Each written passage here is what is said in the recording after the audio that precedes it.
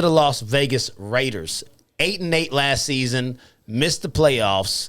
What are your expectations and the reality? Absolutely, man. So expectations for this Raiders team is Jon Gruden is probably going to be on the hot seat this year. Then you look at another expectation here. They bring in Kenyan Drake to help out Josh Jacobs. Josh Jacobs isn't a major, he's not a big running back. 5'10", think about 215, 220 overall for his size. But you saw him in a way kind of suffer on those later downs and in the red zone. Yes, he can perform in there. So before you jump up in the comments and saying, oh, you're not doing your research, I know Jacobs can run the ball. Yes, I know Jacobs can run the ball as well. But bringing in Kenyan Drake, there was a reason for that. They need to have an additional pair of legs. You look at Alec Ingold as well, could be that additional pair of legs to take that pressure off Jacobs to where when you really need him to be that downhill runner that he's come to be, he's able to be that for the Las Vegas Raiders. Now we take a look at their reality. I think this is a 6-11 football team. I hate to put them so low. You look at the defense, I think will continue to be ugly for this team. We've seen it season in, season out. They just don't have what it takes on the defensive side of the football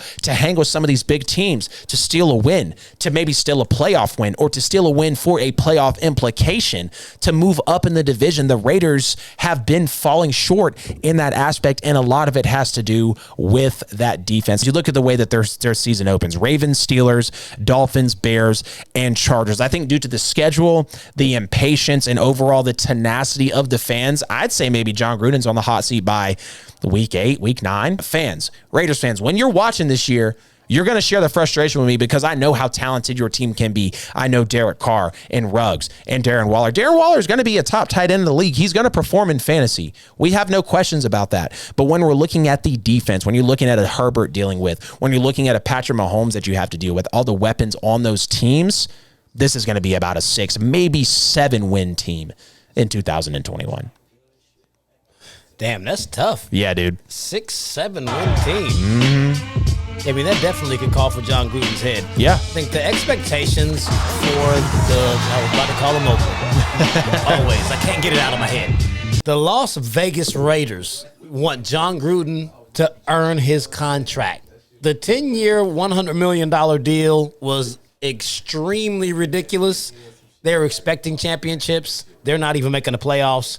They're expecting that two-headed Bama Russian attack to really make some noise with Josh Jacobs and Kenyan Drake. They're expecting another breakout season out of tight end Darren Waller. They're also they're expecting a 10-7 type season. They want to get second place in the division with a wild card. I don't think they're expecting to actually overtake Kansas City. They can't possibly be that unrealistic. But I think they really are expecting second place. The reality, they've been making questionable roster moves ever since Gruden has gotten there. And I mean, it's just been an extreme lack of consistency. They lost a lot of close games last season to end up at 8-8. Their consistency is just, it's a problem. As you said, Gruden will definitely be in the hot seat after this season. But just look at the gauntlet that they run through this year. They got the NFC East. They got Dallas, Washington, the Giants, and the Eagles. I think they go 2-2 in those games. Think they'll beat Dallas and they'll beat Philly just because of where they play them and when they play them. Against the AFC North, I think they'll also go 2-2.